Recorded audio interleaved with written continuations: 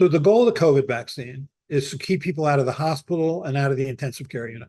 So the critical question then is who's getting hospitalized? Who's getting hospitalized with COVID? And the answer is it generally falls into four high-risk groups. One are people who are elderly, which is to say those over 75.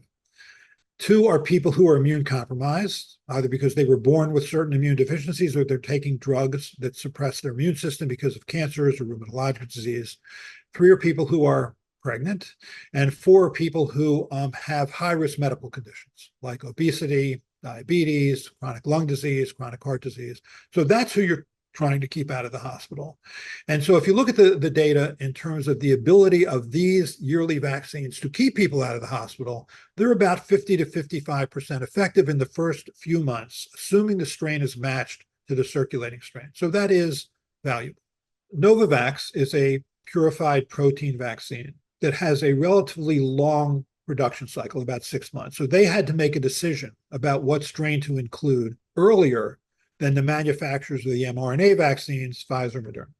So they chose the so-called JN1 strain because that's what was the predominant strain circulating at the time, that they had to make a decision to have a September rollout.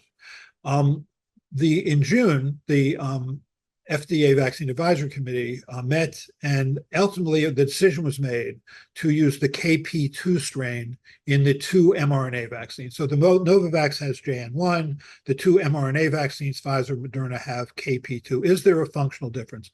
Not really. I mean, KP1 and KP2 and KP3 and KP3.1.1 are all derivatives of JN1. So there's a lot of cross-reactivity. So I think functionally, it really doesn't make any difference which of those two vaccines you get.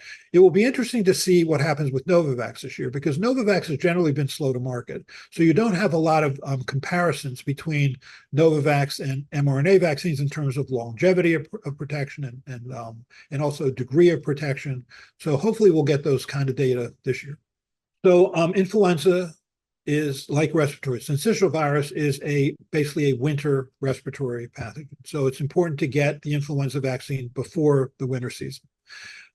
Same thing with RSV, important respiratory syncytial virus, to get it before the winter season. Now, the influenza vaccine is recommended for everybody over 6 months of age. I'm definitely getting my influenza vaccine before the winter starts.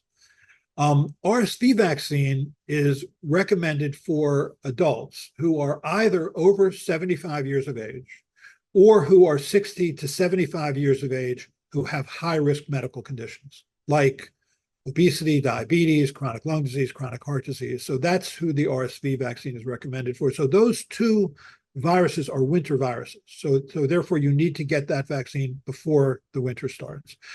COVID has been surprising. I think everyone assumed that COVID would settle into a winter respiratory pattern, but that really hasn't happened yet. It still sort of occurs year round. So if you get the vaccine before the winter, you're going to be protected against what is invariably a winter peak.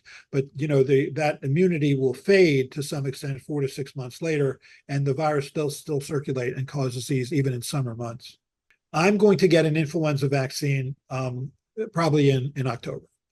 I'm not going to get an RSV vaccine because I'm not over 75 and I'm not in a high-risk group for those less than 75.